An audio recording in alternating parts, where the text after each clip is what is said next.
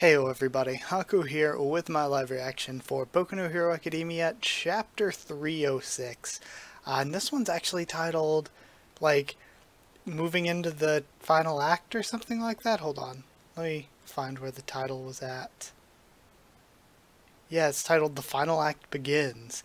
So, I've heard that this one was really great. I haven't been spoiled on anything that happens. But, yeah, I don't know, that makes me even more hyped.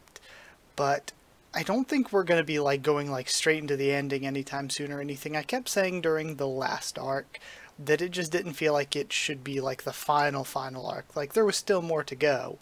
But now I think we're starting to move into the end game really. I wouldn't be surprised if the series ended within the next 100 chapters maybe.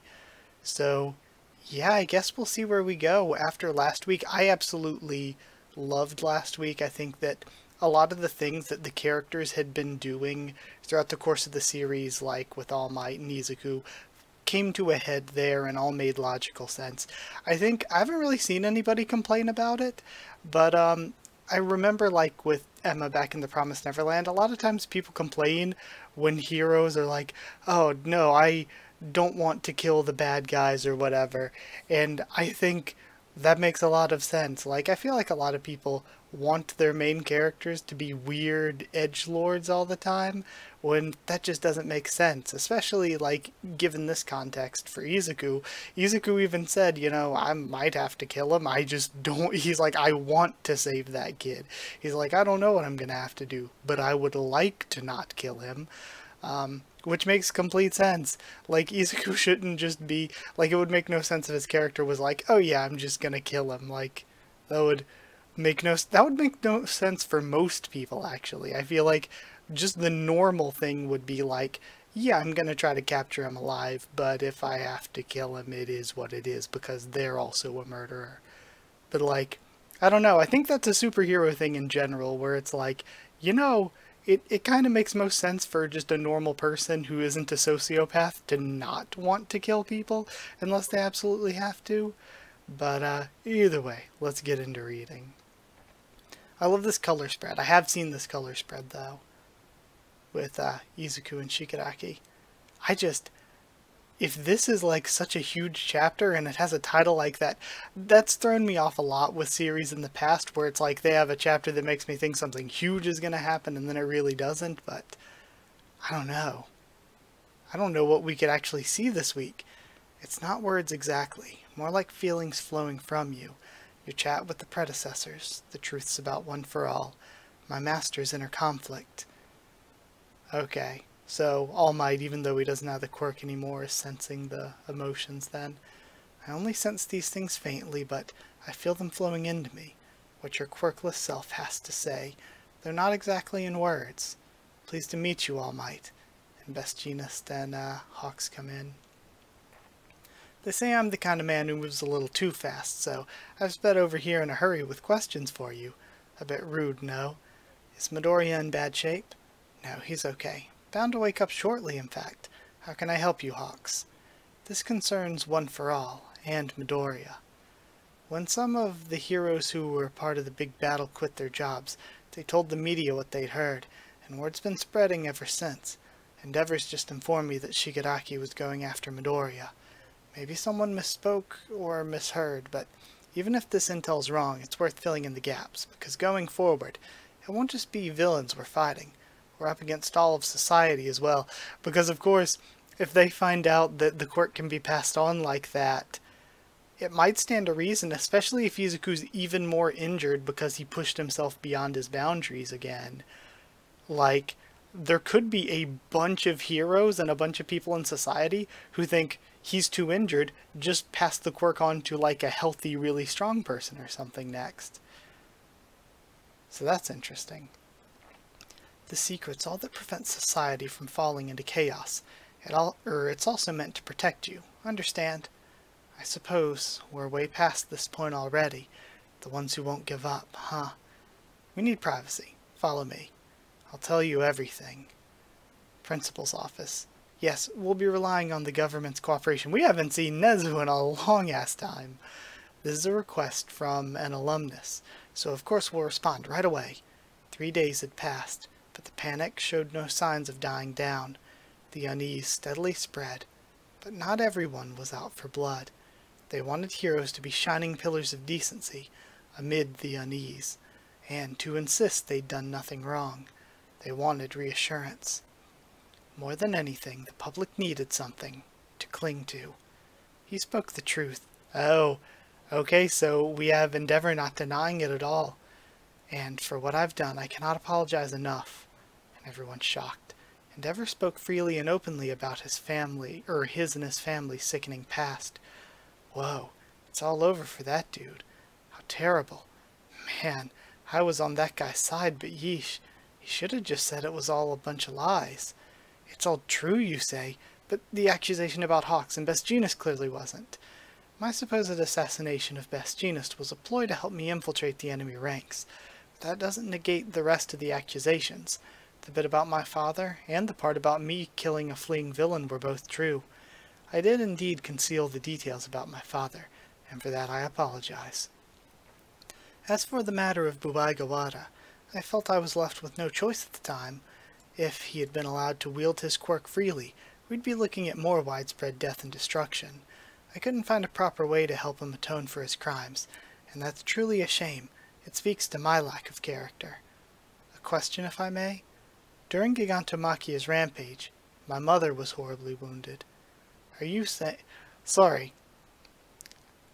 I don't know, there's just this weird focus, like her face is really weirdly well drawn compared to the other random nobodies.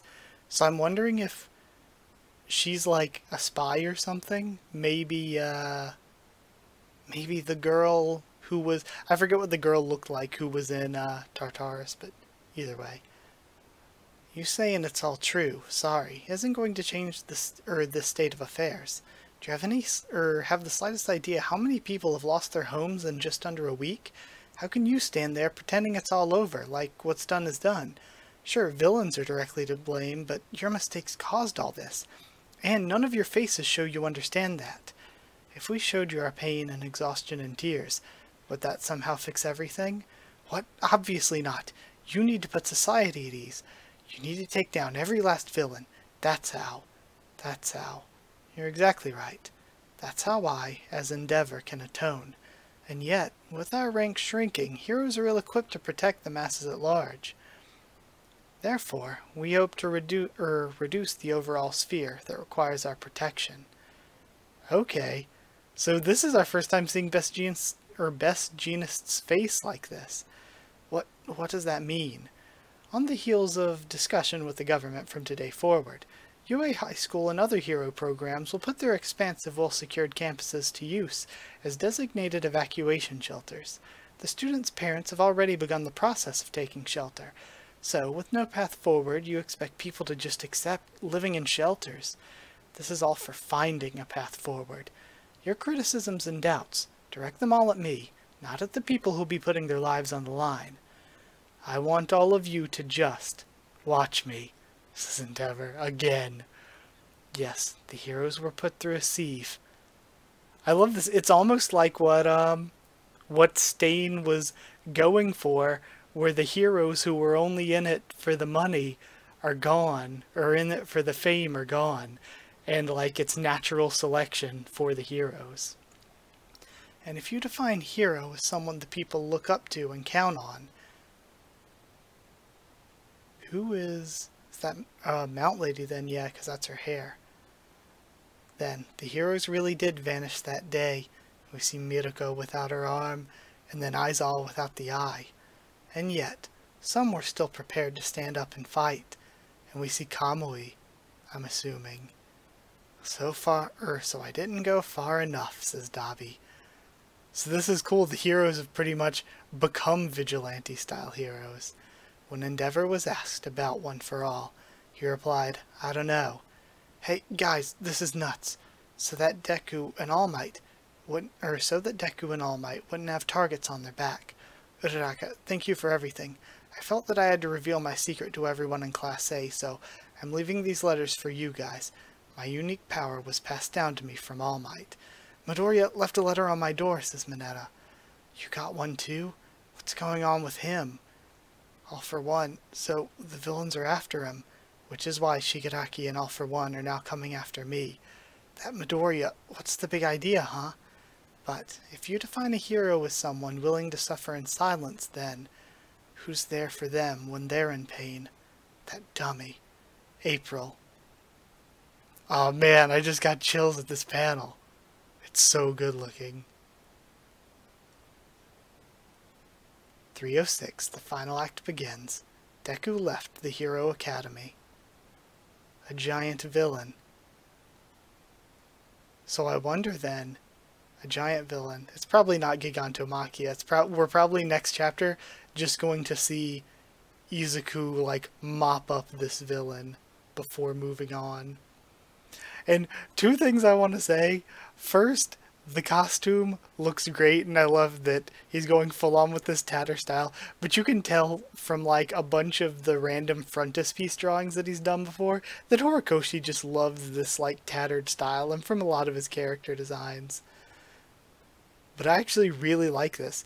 If we're going to see sort of, again, a more vigilante-ish Izuku and other heroes, like we saw the others preparing, like new costumes for them like this that aren't just the shiny, like, made-to-be-famous costumes.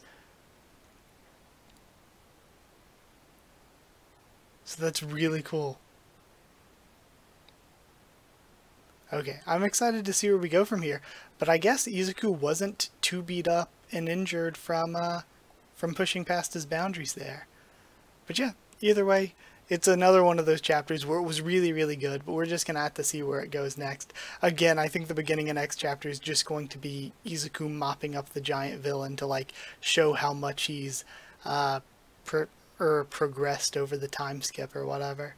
But it can't be that long of a time skip, though. I thought we were already close to the end of the first year, and this would be the beginning of the second year in April. So, yeah, I guess that's it. Thank you for watching. Like if you did like the video. Comment in there. Tell me what you thought of this chapter, my thoughts and all that. Subscribe for more. My Hero Academia, much more on the channel. Follow on Twitter if you want. If you want a link to the Discord server, ask and I'll give you a link. And, yeah. That's it. If you want to help support the channel on Patreon, it's patreon.com/HakuOfTheTubes, or a link will be in the description. But either way, thank you again for watching, and I'll see you all next time.